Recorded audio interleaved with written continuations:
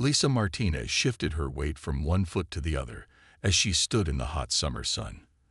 The yard sale wasn't particularly impressive, just a few folding tables covered with old kitchen items, worn paperbacks, and dusty knickknacks. She almost hadn't stopped, but the hand-painted NASA memorabilia sign propped against one table had caught her eye. "See anything you like, dear?" The elderly woman sitting in a lawn chair smiled up at her. Deep wrinkles framed kind eyes that had seen decades of life. "I collect space stuff," Lisa explained, gesturing to the table.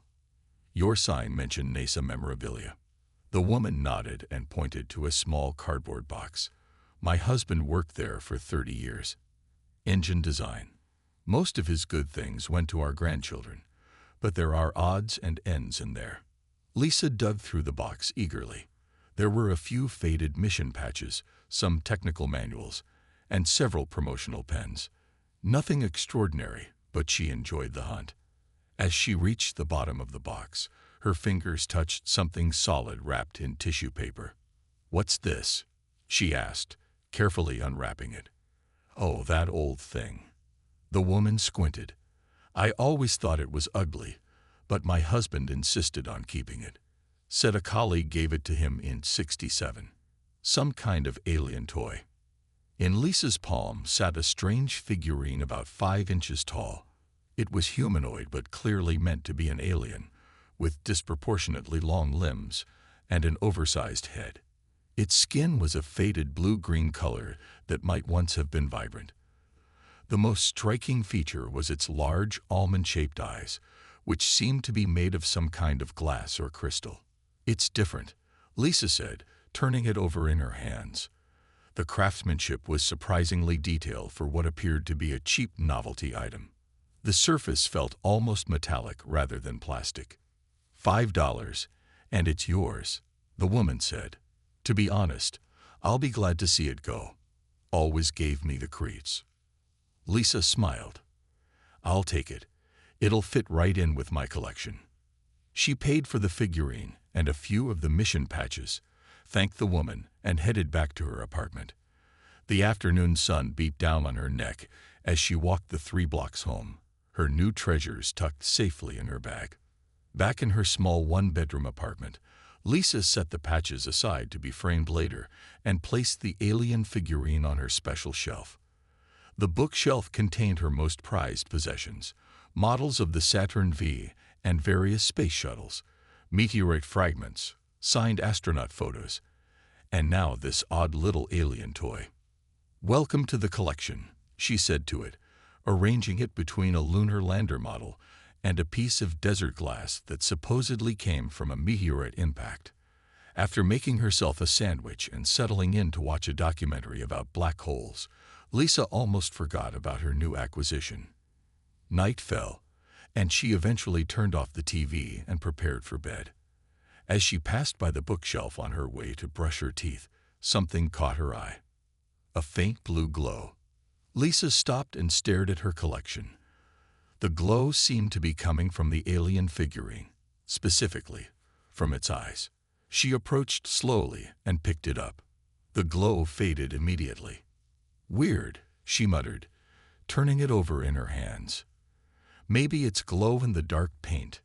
She held it under her desk lamp for a minute, then turned off the light. Nothing happened. Lisa shrugged and put it back on the shelf, deciding she must have imagined it or seen a reflection from something outside. But as she lay in bed that night, she could have sworn she saw that same blue glow reflecting faintly on the ceiling. Each time she sat up to look directly at it, the glow disappeared. Eventually, exhaustion won out, and she fell asleep. In the morning, Lisa convinced herself she had dreamed the whole thing. She left for her summer job at the university library, not noticing that the alien figurine had shifted slightly on her shelf, its head now turned to face the door, as if watching her leave. For 3 nights in a row, Lisa noticed the strange blue glow coming from the alien figurine. Each night, she tried to catch it in the act, but the glow always stopped the moment she looked directly at it. By the 4th night, she decided to set a trap. She placed her phone on the dresser, set to record video throughout the night. Then she pretended to go to sleep, keeping her back to the shelf where the alien sat. 2 hours passed. Lisa fought to stay awake, but eventually drifted off. She woke with a start when her alarm clock showed 3:17 a.m. Something had pulled her from sleep, a soft humming sound that seemed to fill the small apartment. Lisa lay perfectly still, eyes barely open, watching the shelf through her eyelashes. The alien figurine was glowing much brighter now, its entire body bathed in that strange blue light. As she watched, hardly daring to breathe, the figurine moved. Not just a small shift like before, but a deliberate motion. It raised one arm, then the other, stretching them out as if testing its joints after a long period of disuse. Lisa sat bolt upright in bed. What the? The figurine froze, then slowly turned its oversized head toward her. Its glowing eyes seemed to focus directly on her face. "Ah," it said in a voice that was surprisingly deep and clear for such a small object. "You are finally aware. That will make communication much more efficient." Lisa screamed and scrambled backward until her back hit the wall. She grabbed the nearest object, a heavy astronomy textbook, and held it up like a shield. "Stay back," she yelled. "What are you?" The figurine made an odd movement with its shoulders that might have been a shrug. "I am Dr. Zekthal, Senior Research Fellow at the Andromeda Institute of Quantum Physics, and you are currently threatening me with what appears to be a rather primitive text on stellar formation." Lisa lowered the book slightly, blinking in confusion. "You're an alien." "Obviously," the figurine, Dr. Zekthal, replied. "Though I admit my current form is not representative of my true appearance. This has been most inconvenient." Lisa's mind raced. This had to be a prank. Maybe Eric down the hall had replaced her figurine with some kind of remote-control toy. "Prove it," she said. "Prove you're an alien." Dr. Zekthal sighed, a strangely human sound. "Your species always requires proof." "Very well." He held up one tiny hand, and suddenly the air above it shimmered. A perfect, three-dimensional model of an atom appeared, but unlike any model Lisa had seen in her classes. Instead of electrons circling a nucleus, complex patterns shifted and moved, showing subatomic particles in ways she couldn't comprehend. "This is the true structure of your element you call uranium," Dr. Zekthal explained. "Your scientists have only begun to understand its complexities. The particles you've yet to discover allow for energy extraction at a rate 300 times more efficient than your current nuclear fission techniques." Lisa stared at the model, her fear slowly replaced by wonder. This was no prank. The model displayed principles she recognized from her advanced physics class, but taken further, showing relationships her textbooks claimed were impossible to visualize. I believe you," she said finally. "But why are you here? Why do you look like a toy?" The glow around Dr. Zekthal dimmed slightly. "That is a rather embarrassing story involving a miscalculation on my part. I was studying Earth's nuclear development in 1967 when a solar flare interfered with my cloaking and size manipulation technology. I was trapped in this reduced form, and my communication systems were severely damaged." He looked around the room, at Lisa's collection of space memorabilia. "I have been passed from one human to another as a curiosity for decades. It has been educational, if not particularly dignified." Lisa leaned forward, fascination overcoming her fear. "And you can talk now because my self-repair systems have finally restored basic communication functions," Dr. Zekthal explained. "And I have chosen to reveal myself to you because, Lisa Martinez, I need your help. Not just for my sake, but for the sake of your entire planet." Lisa sat cross-legged on her bed, watching Dr. Zekthal pace back and forth on her desk. Morning light streamed through the window. She had not slept after their first conversation, too many questions racing through her mind. "Let me get this straight," she said, rubbing her tired eyes. "You've been stuck on Earth for almost 60 years, trapped in the body of what looks like a cheap toy alien." Dr. Zekthal stopped pacing. "Not cheap, My molecular structure is composed of materials your scientists have yet to discover. But yes, I have been stranded here since the summer of 1967. And no one ever knew. No one ever noticed you were alive. The small alien made that strange shrugging motion again. I was fully conscious but unable to move or communicate for most of that time. My systems were severely damaged by the solar flare that affected my ship. Lisa reached for her coffee mug. Why were you even here in the first place? My people have been monitoring Earth's technological development for centuries, Dr. Zechthol explained. We became particularly interested when your species began to split atoms. I was part of a scientific team studying your nuclear programs. So you're like alien spies? Lisa asked, feeling suddenly nervous. Dr. Zechthol's blue eyes flashed briefly brighter. Observers, not spies. We have no interest in interfering with Earth's development. We merely document and study. Like scientists watching ants, Lisa muttered. More like scientists watching promising students, the alien corrected. Your species has potential. Lisa wasn't sure if she should feel insulted or flattered. And what happened exactly? With your accident, Dr. Zechthol climbed onto a stack of books to be more at Lisa's eye level. I was using a standard cloaking and size adjustment field to observe a nuclear facility in New Mexico. We typically reduce our size when studying primitive worlds. It requires less energy and attracts less attention. Primitive. Lisa raised an eyebrow. Relatively speaking, Dr. Zechthol said quickly. In any case, a solar flare created a quantum disruption that interfered with my equipment. My ship was destroyed. My size adjustment technology became permanently fixed at this reduced scale, and my communication systems were damaged beyond immediate repair. And then someone from NASA found you. An engineer named Greg Miller. He was visiting the facility that day and spotted me in the desert where I had crashed. He assumed I was a toy of some kind and took me home. Dr. Zechthol's voice carried a hint of indignity. I became part of his collection, then was given to his son, then sold at an estate sale, then donated to a thrift store, then purchased by the woman who sold me to you. Lisa tried to imagine it. Decades spent helplessly passed from person to person, unable to move or speak. That sounds awful. It was educational, Dr. Zechthol said. I learned much about human behavior, and my self-repair systems were working the entire time, though much more slowly than expected. But why reveal yourself to me now? Why not wait until you could fix yourself completely and escape? Dr. Zechthol's glow dimmed noticeably. Because there is no time. During my captivity, I continued to observe and analyze data. Approximately 6 months ago, my sensors detected something approaching Earth, something your scientists have not yet noticed, but which poses an existential threat to your planet. Lisa felt a chill run down her spine. What kind of threat? A quantum instability field moving through your solar system. It originated in the Proxima Centauri system from an experiment gone wrong.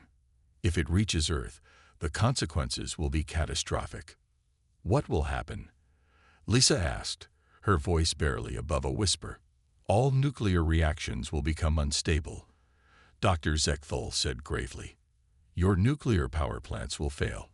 Your nuclear weapons may detonate spontaneously. Even the atomic structure of matter itself could begin to degrade in unpredictable ways.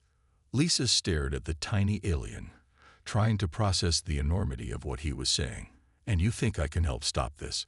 I'm just a college student. You study nuclear engineering, yes. I observe your textbooks. And you have access to a university with laboratories. Dr. Zechthol's eyes glowed more intensely. I have the knowledge to create a device that could stabilize the field, but I lack the physical capability to build it.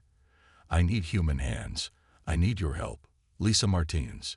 Your planet needs your help. Lisa spent the next 3 days in a daze. She went to her classes, worked her shifts at the library, and tried to act normal while carrying an alien nuclear physicist in her backpack. Dr. Zechthol insisted on accompanying her everywhere, claiming he needed to assess available resources and technology. Your university has surprisingly adequate equipment, Dr. Zekthal said as Lisa unlocked her apartment door. She had smuggled him into the physics lab after hours, hiding him in her jacket pocket. Though your methods of particle acceleration are quite primitive. Lisa set her backpack on the kitchen counter and sighed. I still don't understand how we're supposed to build this device, even if I believe everything you've told me, which I'm still not sure I do. I'm only a third-year student. I don't have access to advanced labs or equipment. You underestimate yourself, Dr. Zekthal said, climbing out of the side pocket where he had been riding. And you underestimate what can be accomplished with basic components. He jumped onto the counter and pointed to Lisa's laptop. May I? Lisa opened her computer and watched in amazement as the small alien began typing with incredible speed, his tiny fingers a blur over the keyboard. Lines of complex code filled the screen, followed by diagrams and schematics. I can adapt my quantum stabilizer design to use materials available on Earth, Dr. Zekthal explained as he worked. Many of your consumer electronics contain components that can be repurposed. Like what? Lisa asked, leaning closer to see the screen. The microprocessors in your phones, the rare earth magnets in your computer hard drives, the lithium in your batteries. He continued typing. It won't be as efficient as using proper materials, but it should function well enough to neutralize the approaching field. Lisa studied the schematics taking shape on her screen. Despite her education, much of it was beyond her understanding. I can't build this alone, she finally said. Dr. Zekthal stopped typing and turned to face her. You will need help, yes. Trusted help. I'm thinking of my roommate, Eric, Lisa said slowly. He's brilliant with electronics and programming. And my friend Olivia works at the observatory. She might be able to help us track this field you're worried about. Can they be trusted with knowledge of my existence? Dr. Zekthal asked. Your government would certainly want to capture and study me. Lisa thought about it. Eric is trustworthy. He doesn't even like talking to other people, let alone government agents. And Olivia, well, she's been obsessed with finding proof of alien life since we were kids. She'd probably help us just for the chance to meet you. Very well, Dr. Zekthal said after a moment's consideration. Arrange a meeting. The next evening, Lisa sat nervously on the couch as Eric Johnson entered the apartment. Tall and lanky with perpetually messy hair, Eric was exactly the type of genius who rarely looked up from his computer long enough to notice the world around him. What's this big secret project you need help with? He asked, dropping his laptop bag on the floor. I've got a coding assignment due Monday. It's complicated, Lisa said, and you probably won't believe me at first. Just try to keep an open mind. Whatever, Eric shrugged. As long as it's interesting. There was a knock at the door, and Lisa let in Olivia Wright. With her bright red hair and star-patterned jacket, Olivia looked exactly like the astronomy enthusiast she was. Lisa, she said excitedly, your text was so mysterious. What's this amazing discovery you need to show us? Lisa took a deep breath. You both need to promise you won't freak out. And you can't tell anyone about what I'm about to show you. Eric and Olivia exchanged glances, then nodded. Lisa walked to the kitchen counter where Dr. Zekthal was hiding behind a cereal box. It's okay, she said quietly. You can come out now. Slowly, the small alien figure stepped into view. Eric's jaw dropped. Olivia gasped and clutched her chest. Hello, Dr. Zekthal said, his voice calm and measured. My name is Dr. Zekthal. I am a nuclear physicist from the Andromeda Galaxy, and I need your help to save your planet from destruction. The room remained silent for a full minute after Dr. Zechthal's introduction. Eric stared with his mouth still hanging open. Olivia had sunk down onto the couch, her eyes never leaving the small alien figure. Is this some kind of joke? Eric finally asked, looking at Lisa. A robot toy or something? Dr. Zechthal's eyes glowed brighter in what Lisa had come to recognize as irritation. I assure you, I am neither a joke nor a robot. Would you like me to explain the fundamental flaws in your understanding of quantum entanglement as proof? Yes, Olivia suddenly exclaimed, jumping up from the couch. She rushed toward the counter and knelt down to be at eye level with Dr. Zekthal. Please do. This is amazing. For the next 20 minutes, the alien spoke while Olivia and Eric listened in growing amazement. He explained concepts that went far beyond current human science, occasionally using Lisa's laptop to display equations that made Eric's eyes widen. Okay, Eric said when Dr. Zekthal finished. Either this is the most elaborate prank ever, or you really are an alien. And since I know Lisa isn't smart enough to fake those equations. Hey, Lisa protested. I'm going with alien, Eric concluded. So what's this about saving the planet? Lisa pulled up the schematics Dr. Zekthal had created. Something called a quantum instability field is heading toward Earth. Dr. Zekthal says we need to build this device to stop it. Olivia studied the laptop screen. I've never seen anything like this at the observatory. How can we even confirm this field exists? Your equipment isn't sensitive enough to detect it directly, Dr. Zekthal explained. But there are secondary effects you can observe. Unusual patterns in background radiation, subtle disturbances in the Earth's magnetic field. I could check our readings from the past few months, Olivia said thoughtfully, if I know what to look for. I will provide the parameters, Dr. Zekthal assured her. Eric had begun examining the schematics with growing interest. Some of these components, I think we can find them. But this part here, he pointed to the screen, looks like some kind of advanced power source. That is the most challenging aspect, Dr. Zekthal admitted. We need access to a university physics lab. And we need someone with more advanced knowledge than the three of you possess. Lisa thought for a moment. What about Dr. Peterson? He teaches quantum mechanics, and he's always talking about theories that the other professors think are crazy. Would he help us without alerting authorities about me? Dr. Zekthal asked. He might, Lisa said. He's pretty eccentric, always saying science should be open and free, not controlled by governments or corporations. We should approach him carefully, Olivia suggested. Maybe not reveal Dr. Zekthal immediately, but test his reactions first. They spent the rest of the evening planning. Eric made a list of components they could salvage from various electronics. Olivia prepared questions about the astronomical data she would check. By midnight, they had a rough plan. Olivia would verify the existence of the quantum field. Eric would begin gathering components, and Lisa would sound out Dr. Peterson. As Eric and Olivia prepared to leave, Dr. Zekthal stopped them. I must emphasize the urgency and secrecy of our work. Based on my calculations, the field will reach Earth in less than 4 weeks. If your authorities discover me, they will waste precious time with questions and tests. Don't worry, Eric said. No one would believe us anyway. I've waited my whole life to meet an alien, Olivia added with a smile. I'm not going to let the government take you away. After they left, Lisa sat on the couch, feeling overwhelmed. Can we really do this? Build an advanced alien device with spare parts and save the world? Dr. Zekthal climbed up to sit beside her. Throughout my time on your planet, I have observed that humans have 2 remarkable qualities: adaptability and determination. When properly motivated, your species can accomplish what seems impossible. He looked up at her. We can succeed, Lisa Martinez. We must succeed. Lisa nodded slowly, the weight of responsibility settling on her shoulders.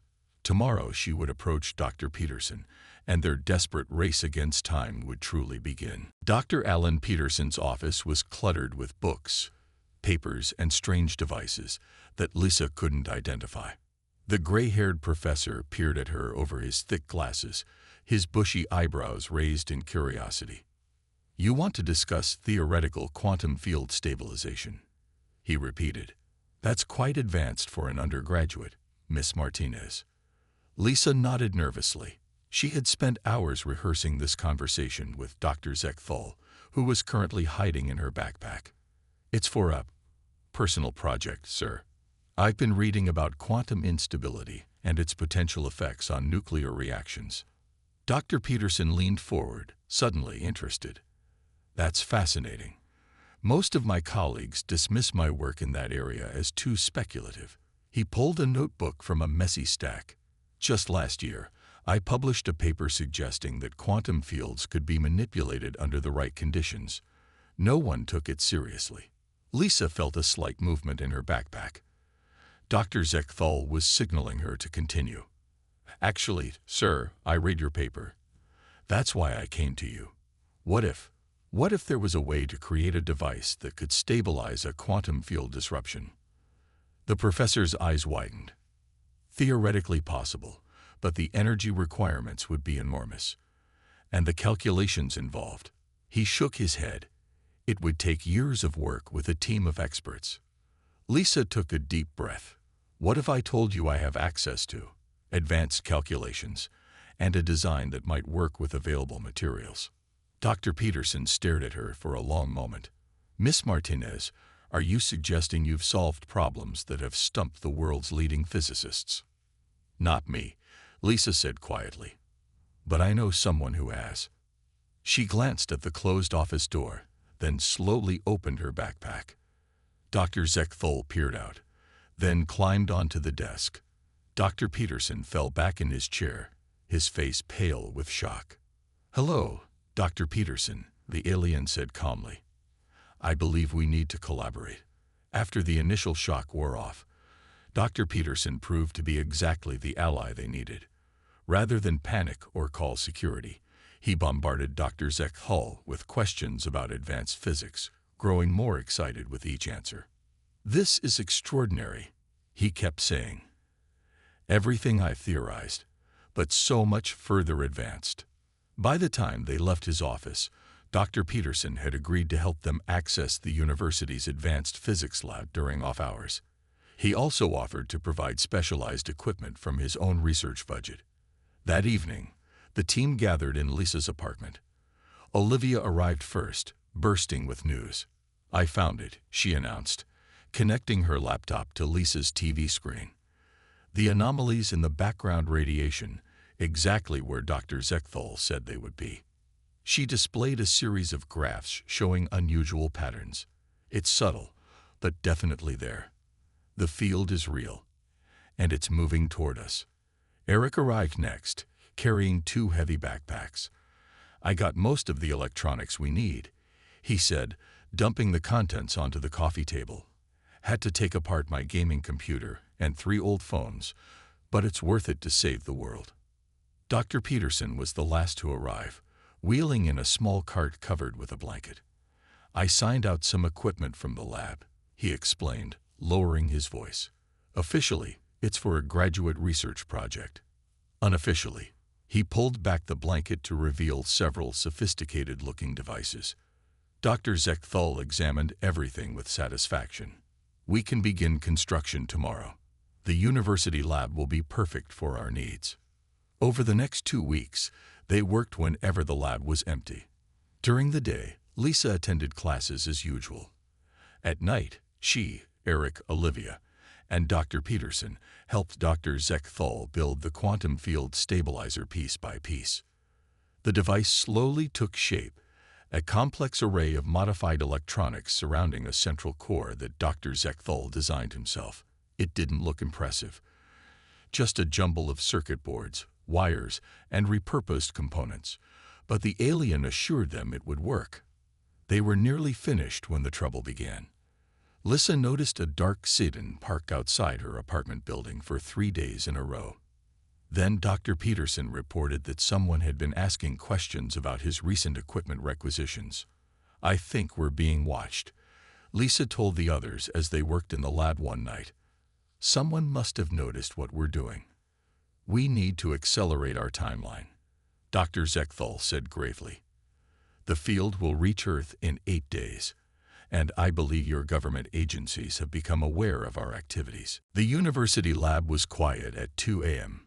Lisa, Eric, and Olivia worked silently, while Dr. Peterson kept watch at the door.